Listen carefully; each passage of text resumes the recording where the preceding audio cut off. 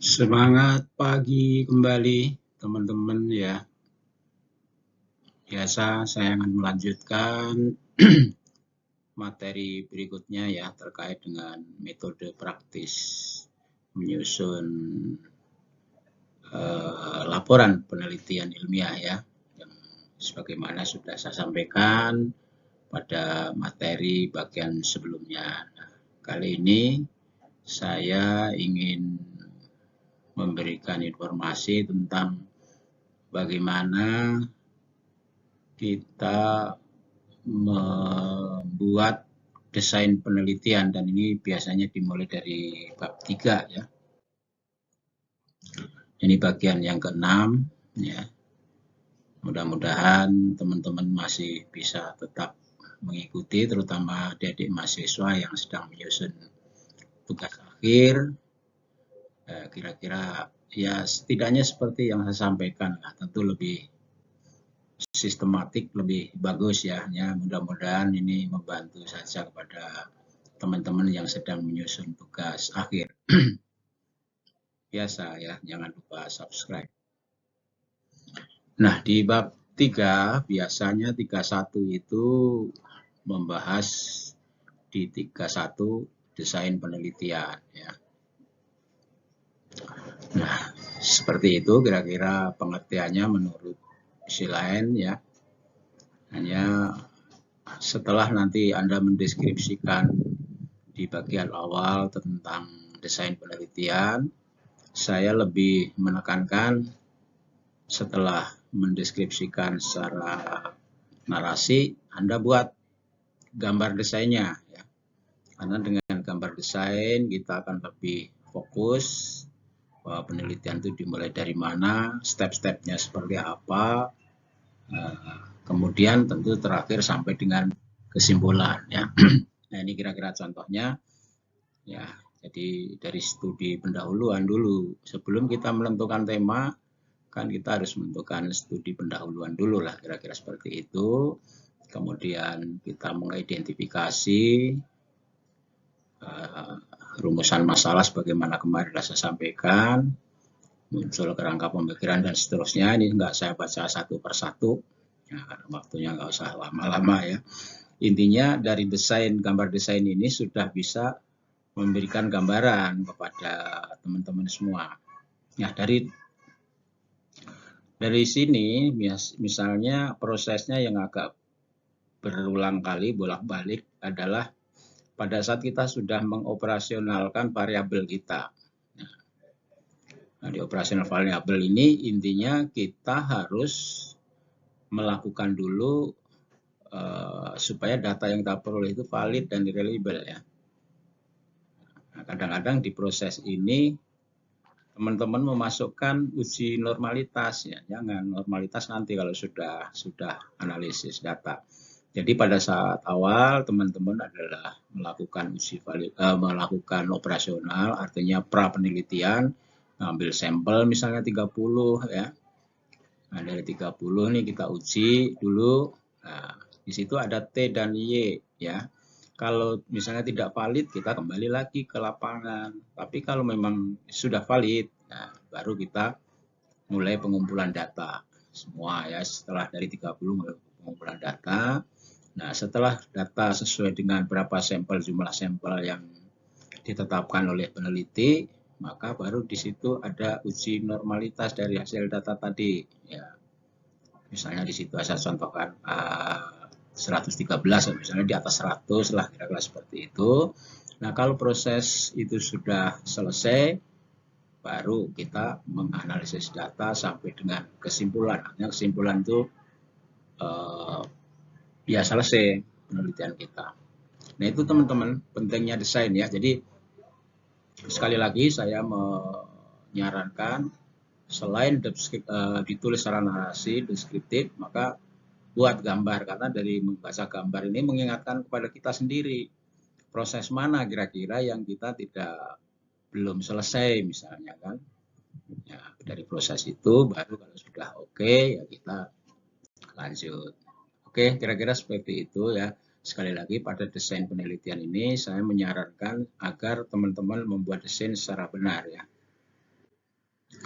Nah, kemudian juga tidak ketinggalan setelah desain, kita biasanya menyusun jadwal, bla bla bla bla bla.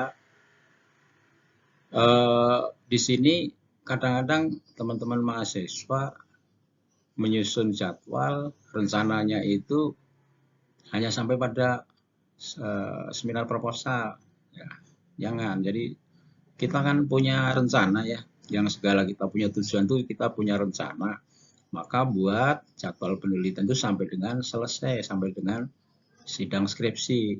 Dibuat saja, setelah nanti tidak berhasil, kita review lagi, kita perbarui lagi. Nah, jangan lupa setiap kita membuat tabel, maka di bawah tabel harus ditulis sumber. Kalau sumber ini misalnya kita yang buat, ya sumber titik 2 penulis 2023 umpamanya. Tapi kalau misalnya sumber itu diambil dari orang lain, ya kita tulis supaya tidak plagiat ya. Tapi kalau jadwal kan tidak mungkin kita mengambil dari orang lain. Biasanya di kutipan teori atau pendapatnya itu memang harus dari orang lain supaya tidak plagiat. Oke ya, di jadwal. Nah, kemudian setelah desain, kemudian jadwal. Nah, di bab 3 sub 33 itu biasanya di sana ada definisi operasional. Ya. Apa itu definisi operasional? Ya, definisi operasional itu adalah maksudnya adalah definisi variabel yang akan kita teliti. Saya baca kadang-kadang Anda menulis definisi operasional itu membuat definisi lagi, mengutip definisi lagi yang sudah kita kutip di bab 2 mamanya. Jangan, itu tidak begitu. Jadi yang dimaksud definisi operasional adalah merupakan sintesa ya atau simpulan peneliti pada saat Anda mengutip definisi di bab 2. Di bab 2 misalnya Anda mengutip definisi budaya kerja, di sana ambil 3 pakar. Nah, kemudian setelah mendefinisikan mengutip definisi dari 3 pakar, peneliti menyimpulkan kan berdasarkan teori pakar bla bla sebagaimana di atas, maka penulis dapat menyimpulkan bahwa yang dimaksud budaya kerja adalah bla bla bla bla ya, bla bla bla bla ya, maksudnya supaya singkat waktunya. Nah, itulah yang dipakai untuk definisi operasional. Jadi Anda mengoperasionalkan apa yang Anda definisikan itu ya. Ini jangan salah. Ya saya lihat kadang-kadang kok jadi ngutip lagi di bab 2, ngapain ngutip lagi? Maksudnya itu kalaupun mengutip sintesanya, simpulan Anda, simpulan peneliti. Nah, jadi namanya juga operasional variabel ya. Maka bagaimana kita mengoperasikan ya, pada saat kita terjun ke lapangan atau mengambil data. Nah, tentu data berdasarkan dimensi dan indikator-indikator. Nah, jadi nanti indikator ini bisa Anda sesuaikan di lapangan. Katakanlah misalnya menurut teori indikatornya cuma ada 9. Kan nanti pada saat operasi ke lapangan tentu ini menjadi dasar pembuatan kuesioner kan, atau wawancara atau penyebaran kuesioner, tapi itu bisa disesuaikan dengan kondisi di lapangan, artinya satu indikator itu bisa di-split atau dipecah, sehingga yang tadinya menurut teori hanya 9 atau 5, nah, misalnya indikatornya, itu kita bisa pecah sehingga menjadi lebih banyak, supaya apa? Supaya nanti pada saat uji validitas reliabilitas secara menyeluruh di bab 4, maka tidak ada yang tidak valid, tidak ada yang tidak reliable. Kalau misalnya di atas 10 semua misalnya ya, kira-kira seperti itu maknanya. Oke, berikutnya populasi sampel dan teknik sampling ya. 34. Tadi definisi operasional biasanya tadi ya saya tambahkan yang di atas tadi, definisi operasional yang tadi saya sampaikan indikator-indikator kemudian bisa disesuaikan dan dipecah nanti di lapangan itu dibuat dalam bentuk tabel biasanya ya. Tabel ya. Kebetulan nggak saya contohkan ya. Dibuat dalam bentuk tabel. Itu nanti pesan saya untuk hal-hal bagaimana kita membuat operasional variabel Dan tabel itu biasanya dikasih judul instrumen penelitian ya, instrumen penelitian. Ya, ini terlewat mungkin nggak saya buat di slide ya. Baik, kemudian kita ke populasi sampel dan teknik sampling. Nah, populasi itu ada yang terbatas dan ada yang tidak terbatas. Nah, yang tak terbatas itu supaya kita harus berapa ngambil sampelnya, teman-teman melihat di lampiran buku metodologi di belakang itu biasanya ada tabel yang dilampirkan oleh penyusun atau penyusun buku ya. Itu biasanya ada, lihat tabel saja. Kalau populasi tidak terhingga itu biasanya berapa sampel yang harus kita ambil ya. Jadi masalahnya kan populasi ada yang terbatas, ada yang tidak terbatas. Nah, yang tidak terbatas ini biasanya untuk penelitian-penelitian yang menyangkut masyarakat banyak dan kita misalnya meneliti pada katakanlah pelayanan atau pengunjung di supermarket atau apa. Nah, itu memang biasanya pakai yang tidak terbatas ya, atau mungkin populasi jenuh. Nah, berikutnya sampel adalah merupakan bagian, sampel itu adalah bagian dari populasi. Kalau tadi di depan ada sampel tidak terbatas, katakanlah walaupun terbatas, misalnya jumlah penduduk 1000, kan kita tidak, dengan keterbatasan waktu, kayaknya tidak mungkin kita mengambil populasi sama dengan sampel. Ya, artinya kalau populasi 1000, maka kita tidak hanya dengan keterbatasan waktu kita tidak mungkin sampel sama populasi sama dengan sampel, tapi harus mengambil dengan ketentuan tertentu. Nah, untuk menentukan sampel yang terbatas, ya, itu biasanya menggunakan rumus Slovin. Tetapi kalau sampelnya tidak terbatas, yaitu biasanya mengambil sampel jenuh. Artinya kalau misalnya kita dengan yang terbatas terus kita membatasi 100, ya sudah 100 itu yang akan kita olah, kan seperti itu. Nah, ini biasanya tadi kalau yang tidak terbatas itu sebagai sampel jenuh itu seperti kita meneliti pada misalnya kepuasan pelanggan di supermarket apa. Nah, seperti itu. Nah, itu biasanya menggunakan sampel jenuh ya, tidak menggunakan rumus Slovin. Kalau yang tadi misalnya populasi sebanyak 1000 dengan keterbatasan kita tidak mungkin kita 1000 orang kita ambil semua, maka kita menggunakan rumus Slovin biasanya. Oke, begitu ya tentang populasi sampel. Nah, kemudian cara pengumpulannya, sampel itu adalah bisa interview, bisa kuesioner, bisa observasi, bisa gabungan ketiganya ya. Jadi boleh kita melakukan gabungan ketiganya.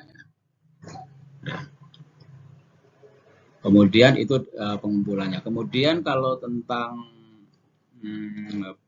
bagaimana pengumpulan data penelitian ya, karena kita juga harus memahami dulu datanya data apa. Karena ada data primer, ada data sekunder ya. Jadi biasanya yang kita lakukan untuk analisis itu adalah hasil dari data primer yang kita peroleh misalnya tadi dengan wawancara atau dengan kuesioner ya. Sedangkan kalau data sekunder itu biasanya data yang kita peroleh tidak secara langsung, berarti mungkin kita mengambil dari sumber lain ya. Sumber lain itu adalah bisa dari pemerintah, kemudian wawancara mendalam, angket maupun dokumentasi ya. Nah, sekarang dengan teknologi yang baru ini justru teman-teman menggunakan bagaimana dengan online. Kalau dengan online, tingkat kepercayaannya mungkin apa bisa dipercaya, jangan-jangan mengisinya asal-asalan kan gitu. Nah, harapan saya nih, saya menyarankan saja, sekalipun fasilitas online itu dibolehkan, lebih bagus kalau Anda datang ke lapangan, ke objek ya untuk melakukan pengambilan data, pengumpulan data tersebut. Ya, itu tadi ini jadi kalau pihak lain itu terutama pihak objek penelitian ya, kalau bisa bukan berarti orang lain asal orang lain. Ya, ini sudah saya sampaikan sumbernya bisa dari kalau sekunder itu bisa dari kepustakaan, pemerintah, swasta. Saran saya pihak internal objek penelitian ya lebih valid. Oke, itu teman-teman ya yang saya sampaikan terkait dengan desain penelitian dan teknik pengumpulan data. Mudah-mudahan walaupun hanya sedikit bisa menambah informasi atau cara-cara Anda menyusun hasil atau laporan hasil penelitian. Sampai ketemu di bagian berikutnya, bagian ketujuh. Semoga bermanfaat dan silakan kalau ada hal yang tidak paham, mungkin belum paham, hubungi kami baik kontak person melalui telepon langsung atau dengan WhatsApp. Terima kasih, semangat pagi. Assalamualaikum warahmatullahi wabarakatuh.